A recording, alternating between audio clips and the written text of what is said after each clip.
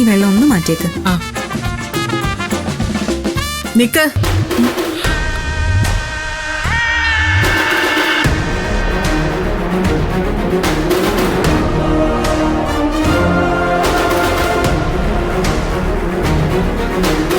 എന്താ നീ ഇവിടെ കാണിച്ചു കൂട്ടുന്നത്?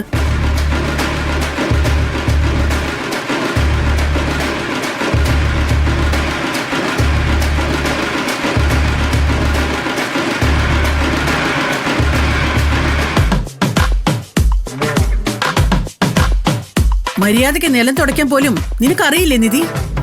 ഞാൻ നന്നായിട്ടാണല്ലോ ഭൈരവിയമ്മയെ തുടയ്ക്കുന്നത്. വളരെ നന്നായിട്ടുണ്ട്. ഇങ്ങനെയാണോ നിന്റെ വീട്ടുകാര് നിന്നെ പഠിപ്പിച്ചു വിട്ടിരിക്കുന്നത്? അതിനുവേണ്ടി പൊടി അഴുക്കൊന്നും ഇല്ലാത്തത് കൊണ്ടാ ഞങ്ങളൊന്ന് ഓടിച്ചു തുടയ്ക്കാന്ന് കരുതിയത്. നിന്നെ പറഞ്ഞിട്ട് കാര്യമില്ല. നീയും കണക്കാ. സ്വയം അറിയാമെങ്കിലല്ലേ മരുമക്കളെ തെറ്റിതിരുത്തി പഠിപ്പിക്കാൻ പറ്റുന്നത്.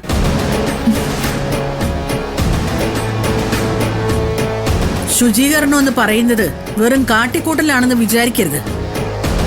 ഈശ്വരമംഗലം വീട്ടിൽ എന്തുമാവാമെന്ന് ഇവക്കൊരു ചിന്തയുണ്ടെന്ന് എനിക്ക് വന്നപ്പോഴേ മനസ്സിലായി. പക്ഷേ അത് ഞാൻ വെച്ചു പൊറപ്പിക്കുമെന്ന് വിചാരിക്കണ്ട. ഭൈരവിയമ്മേ, ഞാൻ മിണ്ടി പോവരുത്. ഇതിനുള്ള മറുപടി പറയേണ്ടവരെ കൊണ്ട് ഞാൻ പറയിപ്പിച്ചോളാം.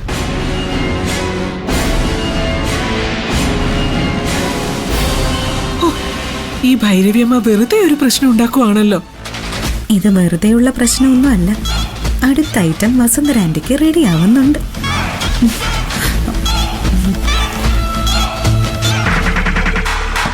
വസുന്ധരേ, ഇങ്ങോട്ട് ഇറങ്ങി വന്നേ നീ. അയ്യോ, വസുന്ധരേ. വരുന്നു.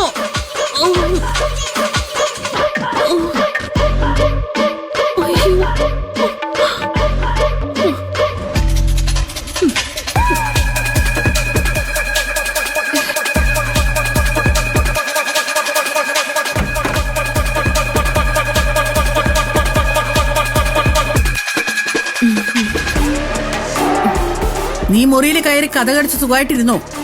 അവിടെ നടക്കുന്നത് വല്ലതും നീ അറിയുന്നുണ്ടോ? എന്താ ഭൈരവിയമ്മേ, എന്തു പറ്റി? ഈ നാട്ടിലേക്ക് വന്ന് ഗോപിനാഥ് പുതിയ വീട് വെച്ച് ഇവിടെ താമസമാക്കി. ഈശ്വരമംഗലം ഒന്ന് പേരിട്ടപ്പോഴും ആ പേരിന് ഒരു കളങ്കവും വരില്ലെന്ന് ഞാൻ വിശ്വസിച്ചു. അതെന്തുകൊണ്ടാണെന്ന് അറിയോ? നീ ഇവിടെ ഉണ്ട് എന്ന ഒറ്റ കാരണം കൊണ്ടാ. കാര്യങ്ങൾ കൃത്യമായിട്ട് നോക്കി നടത്താനും വരുതിയിൽ നിർത്താനും തെറ്റുകൾ തിരുത്തി കൊടുക്കാനും നീ എന്ന ഈശ്വരമംഗലത്തെ പെണ്ണിന് ആവുമെന്ന് ഞാൻ വിശ്വസിച്ചു. അതിനു മാത്രം എന്താ പറ്റിയത്? എന്റെ വിശ്വാസവും പ്രതീക്ഷയെല്ലാം തെറ്റിപ്പോയിന്ന് എനിക്കിപ്പോ ബോധ്യപ്പെട്ടു. ഈശ്വരമംഗലത്തിന്റെ ഭാവി അധികാരി അവകാശി ആവേണ്ടവളാ നീ. ആ സ്ത്രീ നയിച്ചിട്ട് ഒരു വീടും വീട്ടിലുള്ളവരും അത്രയ്ക്ക് അധപ്പതിച്ചു പോയെങ്കിൽ അതിന് കാരണക്കാരി നീ മാത്രമാണ് വസുന്ധരെ. എനിക്കൊന്നും മനസ്സിലാവുന്നില്ല ഭൈരവിയമ്മേ. എന്തെങ്കിലും പ്രശ്നമുണ്ടോ? ഉണ്ടെങ്കിൽ അതിന്റെ പരിഹാരം ഞാൻ ഉണ്ടാക്കി തരാം. പരിഹാരം ഉണ്ടാക്കണം. ഉണ്ടാക്കിയല്ലേ പറ്റൂ. അത് കഴിഞ്ഞേ ഇവിടെ അധികാര കൈമാറ്റം നടത്തൂ. ഞാൻ എന്താ ചെയ്യേണ്ടത് അത് പറ. താഴെ ഒരുത്തി നിലം തുടയ്ക്കുന്നുണ്ട്. നീ അതൊന്ന് കണ്ടു നോക്ക്. എന്നിട്ട് തീരുമാനിക്കാം എന്ത് വേണമെന്ന്. വാ. നിലം തുടയ്ക്കുന്നത് നിധിയായിരിക്കും. എന്നെ കൊണ്ട് ചാക്കുകെട്ട് ചുമപ്പിച്ചതിന് പ്രതികാരം ചെയ്യാൻ പറ്റിയ സമയമായത്. വരുന്നില്ലേ നീ? വരുന്നു. ആ വസുന്ധരയും കൂടി വിളിച്ചോണ്ട് വന്ന ഇന്ന് ഇവിടെ ആകെ പ്രശ്നമാവും. എന്തേ മോളെ? നമുക്കൊരു കാര്യം ചെയ്യാം. വേഗം തുടച്ചു തീർത്തിട്ട് അവര് വരും മുമ്പ് സ്ഥലം കാലിയാക്കാം. എന്നാ പെട്ടെന്നാവട്ടെ. എളുപ്പം ചെയ്യും.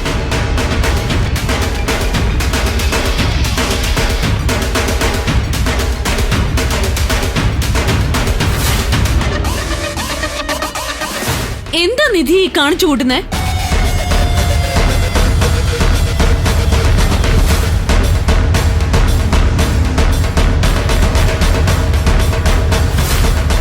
ഇങ്ങനെയാണോ ഒരു വീടിന്റെ നിലം തുടയ്ക്കുന്നത്? ഓരോ ദിവസം കഴിയും തോറും നീ കീഴ്പോട്ടാണല്ലോ. ഇവളെ പറഞ്ഞതുകൊണ്ട് കാര്യമില്ല. പഠിച്ചതല്ലേ പാടൂ.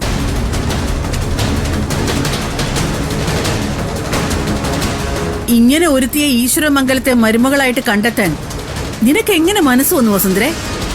ബോധമില്ലായിരുന്നോ നിനക്ക്? ഇവളെ കണ്ടാൽ അറിഞ്ഞൂടെ നമുക്ക് യോജിക്കുന്നവളെ അല്ലാന്ന്. നിന്നെപ്പോലെ ഉത്തരവാദിത്തമുള്ള ഒരാള് ആ കാര്യത്തിൽ ശ്രദ്ധ കാണിക്കേണ്ടതല്ലായിരുന്നു.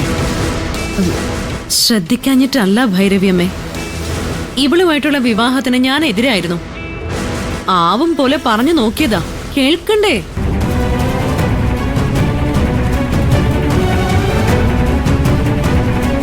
വിവാഹശേഷവും ഇവളെ ഇവിടെ നിന്ന് ഒഴിവാക്കിയെടുക്കാൻ ഞാൻ എന്തുമാത്രം ശ്രമിച്ചതാണെന്നറിയോ? നടന്നില്ല.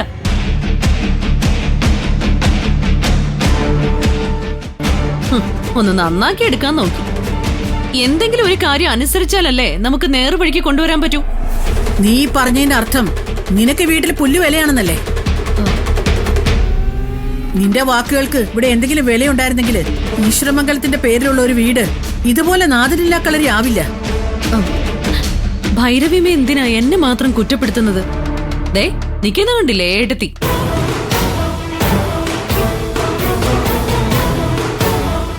നീതിക്ക് എല്ലാ സപ്പോർട്ടും കൊടുക്കുന്നത് ഈ ഏട്ടത്തി ഒറ്റ ഒരുത്തിയാ. തലയിലേറ്റ് നടക്കാൻ ആളുള്ളപ്പോ എന്റെ വാക്കിന് എന്ത് വില കിട്ടാനാ? ഇവളുമായിട്ടുള്ള ഗൗതമന്റെ വിവാഹത്തിന് ചുക്കാൻ പിടിച്ചതും ഏട്ടത്തി തന്നെയാ. അത് സംഭവിച്ചു പോയിന്ന് വെക്കാം. വകതിരിവില്ലാത്ത ഇവള് മരുമകളായി വന്നു കയറിയ നീ എന്ത് ചെയ്യണമായിരുന്നു? ഏതവളായിരുന്നാലും മുഖം നോക്കാതെ ഇവിടത്തെ ചിട്ടവട്ടങ്ങളും നിയമങ്ങളും പഠിപ്പിച്ച് കുടുംബത്തിന്റെ അന്തസ്സിന് ഒപ്പിച്ച് ഉയർത്തിക്കൊണ്ട് വരണമായിരുന്നു. അതിന് കഴിഞ്ഞ വസുന്ധര നിനക്ക്? ഇല്ല, അതല്ലേ ശരി?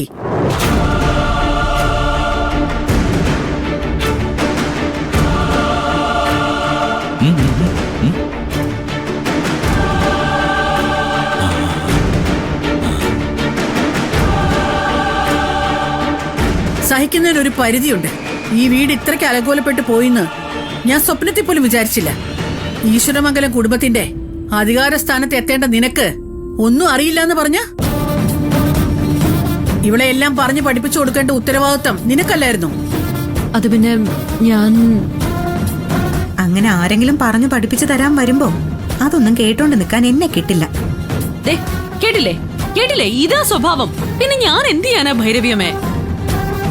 ഒന്നും ചെയ്യണ്ട. എനിക്ക് തോന്നുന്നത് പോലെ ഞാൻ ചെയ്യും. എന്നെ ആരും പഠിപ്പിക്കാനും വരണ്ട. തർക്കുത്തരം പറയൂ.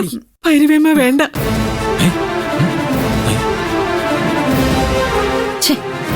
എന്തിനാ പിന്മാറിക്കളഞ്ഞത്? ഒന്ന് പൊട്ടിച്ചൂടായിരുന്നു അവൾക്കിട്ട്. അറിയാത്ത കാര്യങ്ങൾ തല്ലി പഠിപ്പിക്കാനും എനിക്കറിയാം. എന്താ കാണണോ നിനക്ക്? ഭൈരവിയമ്മ തല്ലിയാൻ ഞാൻ കൊള്ളും. ഇങ്ങനെ ചെയ്യണോന്ന് എന്നോട് പറഞ്ഞാൽ ഞാനത് അനുസരിക്കുകയും ചെയ്യും. പക്ഷെ വേറെ ആര് പറഞ്ഞാലും ഞാനത് കേൾക്കില്ല. കേട്ടോ കേട്ടോ, ഇവള് വേറെ ആരോ എന്ന് ഉദ്ദേശിച്ചത് എന്നെ തന്നെയാ. എന്നെ മാത്രമാ.